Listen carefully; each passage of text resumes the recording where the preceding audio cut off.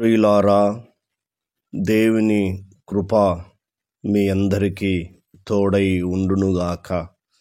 పరిశుద్ధాత్ముని యొక్క వర్షము మీ మీద సమృద్ధిగా కుమ్మరించబడునుగాక.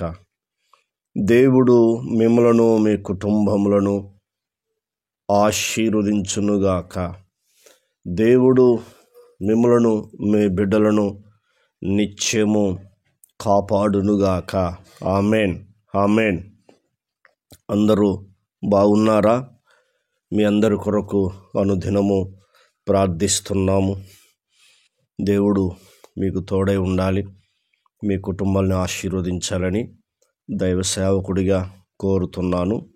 ఇప్పుడు ఆదరణ వాక్యాలు, అలాగే నిబంధనతో కూడిన వాక్యము, ఆశీర్వాదములతో కూడిన వాక్యములు మనము విందాం.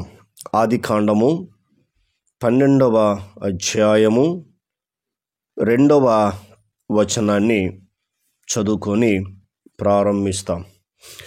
నిన్ను గొప్ప జనముగా చేసి నిన్ను ఆశీర్వదించి నీ నామమును గొప్ప చేయుదును, నీవు ఆశీర్వాదముగా నుందువు అని మన పితరుడైన అబ్రహాం గారికి దేవుడు వాగ్దానం చేస్తున్నాడు. ఏమని వాగ్దానం చేస్తున్నాడు అంటే, నిన్ను గొప్ప జనముగా చేస్తానని నిబంధనతో కూడిన వాగ్దానంతో కూడిన ఆశీర్వాదాన్ని అతనికి తెలియపరుస్తున్నాడు. అంటే అప్పటికి 75 సంవత్సరాల వయసులో అబ్రహాం ఉన్నాడు. కాబట్టి ఈ 75 సంవత్సరాల వయసులో దేవుడు అతన్ని పిలిచి దేవుడు అతనికి వాగ్దానం చేస్తున్నాడు, నిన్ను గొప్ప జనముగా చేసి అన్నాడు. రెండోది, నిన్ను ఆశీర్వదించి, మూడోది, నీ నామమును గొప్ప చేయుదును, నీవు ఆశీర్వాదముగా నుందువు అని చెప్పాడు. చెప్పిన దాన్ని బట్టి అబ్రహాము ఎలా ఉన్నాడో 4వ వచనంలో వాక్యము ఈ రీతిగా వ్రాయబడింది. యెహోవా అతనితో చెప్పిన ప్రకారము అబ్రాం వెళ్ళెను, లోతు అతనితో కూడా బయలు వెళ్ళెను. అబ్రాం ఆరాను నుండి బయలుదేరినప్పుడు 75 ఏండ్లు ఈడు గలవాడు, ఆయనకు స్తుతి కలుగునుగాక.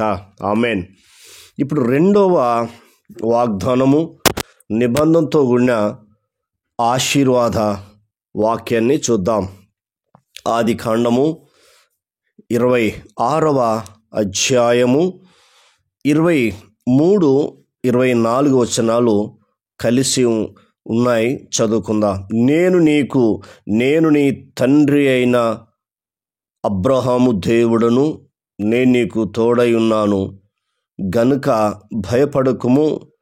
నా దాసుడైన అబ్రహామును బట్టి నిన్ను ఆశీర్వదించి నీ సంతానమును విస్తరింపజేసేదనని చెప్పెను. ఆయనకు స్తుతి మహిమ కలుగునుగాక. ఈ ఆదరణతో కూడిన వాక్యము, నిబంధనతో కూడిన వాక్యము, ఆశీర్వాదంతో కూడిన వాక్యము ఇస్సాకు గారితో దేవుడు మాట్లాడుతూ ఉన్నాడు. మరి ఇక్కడ ఈయనకు కూడా పిల్లలు లేరు కాబట్టి చెప్తున్నాడు, నేను నీకు తోడై ఉన్నాను గనుక భయపడకు అంటున్నాడు. గెరార్ అనే ప్రాంతంలో పరాయి దేశంలో నివాసం చేస్తున్న ఇస్సాకుతో దేవుడు మాట్లాడుతున్నాడు. నేను నీకు తోడై ఉన్నాను, భయపడకుమని దేవుడు చెప్తున్నాడు. నిజమే దేవుని బిడ్డలారా, మరి మీరు ఎక్కడున్నారో, ఏ దేశంలో ఉన్నారో, ఏ రాష్ట్రంలో ఉన్నారో, ఏ ప్రాంతంలో ఉన్నారో మీరు భయపడకుడి. ఎందుకంటే ప్రపంచమంతయు యేసుక్రీస్తు మూలముగా నిర్మించబడ్డదని పరిశుద్ధమైన గ్రంథము మనకు తెలియపరుస్తూ ఉంది. కాబట్టి ఎక్కడున్నా దేవునికి తోడై ఉంటాడు, నిన్ను ఆశీర్వదిస్తాడు. తండ్రిని బట్టి ఇక్కడ కుమారుని ఆశీర్వదిస్తున్నాడు. మళ్ళీ అంతేకాకుండా నీ సంతానమును విస్తరింపజేసేదనని చెప్పి వాగ్దానం చేస్తున్నట్టుగా చూస్తూ ఉన్నాం. ఎంత అద్భుతమో చూడండి. అంటే మరి అలాంటి దేవుణ్ణి కలిగిన నీవు నేను కూడా ఎంత ధన్యులమో ఈ వాక్యం చూస్తే మనకు అర్థమవుతూ ఉంది. మరొక లేఖన భాగాన్ని చదువుకుందాం. ఇంకొక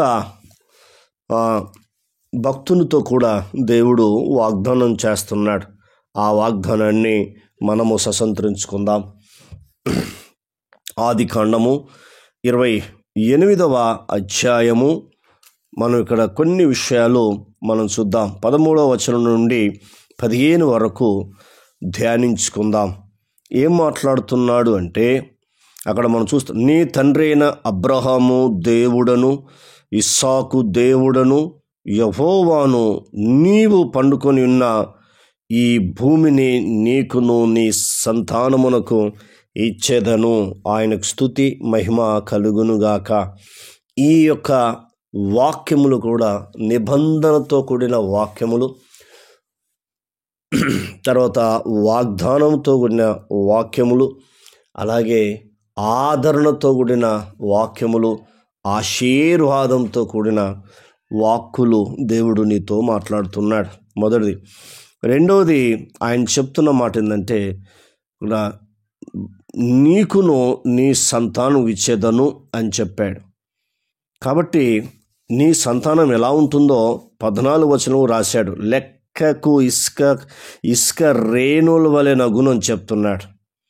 చూసారా, ఇంత అవుతావని చెప్పి మూడో చెప్తున్నాడు, నీవు పడమ తట్టును, తూర్పు తట్టును, ఉత్తరపు తట్టును, దక్షిణం తట్టును వ్యాపించేదవు అని చెప్పాడు.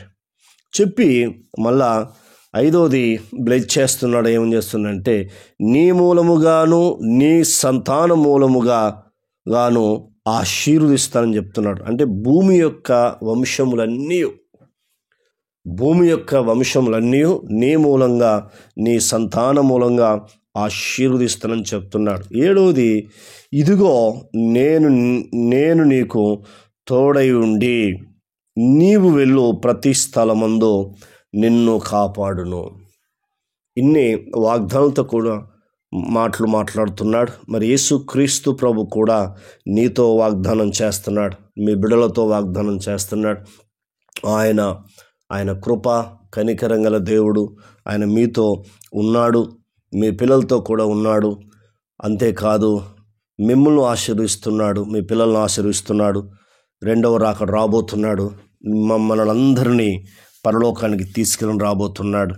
మరి ఈ వాక్కులు మీరు నిద్రపోకముందు, నిద్రలోనికి వెళ్ళకముందు ఈ మాటలు విని మీరు 2 నిమిషాలు ప్రార్థన చేసుకొని ప్రశాంతంగా నిద్రపోండి.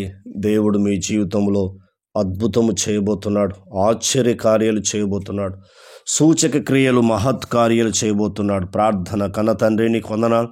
విన్న మాటలు దుష్టుడు ఎత్తుకుపోకుండా సహాయం చేయండి అయ్యా. తండ్రి, నీకు వందనాలు. వాగ్దానంతో కూడిన ఆశీర్వాదము, నిబంధనతో కూడిన ఆశీర్వాదము, ఆదరణతో కూడిన ఆశీర్వాదము అయ్యా తండ్రి ప్రభా మీరు మాకు ఇచ్చారు. అందుకే మీ కృతజ్ఞతలు. ఈ మాటలు దుష్టెత్తుకుపోకుండా సహాయం చేయమని కృతజ్ఞతలు చెల్లిస్తూ యేసు నామంలో పొంది ఉన్నాం తండ్రి. ఆమెన్. దేవుడు మనందరిని దీవించి ఆశీర్వదించునుగాక. Amen, amen, amen.